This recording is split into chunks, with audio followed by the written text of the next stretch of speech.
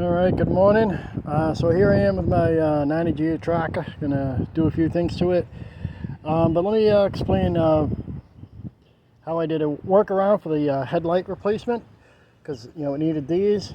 And one of these, oddly, this is in better shape than the replacement that came for it. You can kind of see how it all assembles.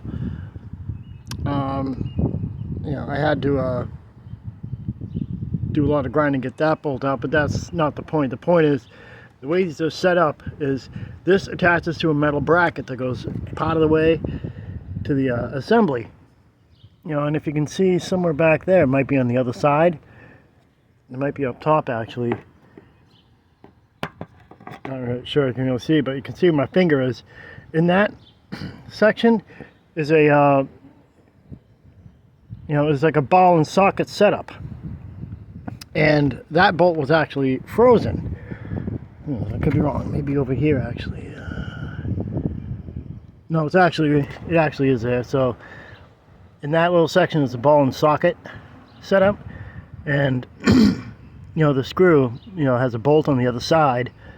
Now those were frozen, and when I tried to undo it, you're expecting the nut to kind of grab, because it's got the ball that goes into the socket, little space, a tack welded on nut that's supposed to kind of grab on this. Now, because this is like 35-year-old metal, that may have worn away. So when I was doing the turning, it was just spinning, and I tried different ways.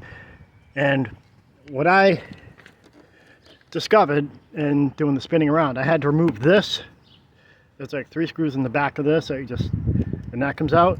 Once I took this off, I was able to kind of spin the whole thing around and kind of adjust it and spin it around, and eventually the ball came out of the socket. And I thought I was gonna have to do some really crazy redneck shit, but what I discovered was that's probably the second best way.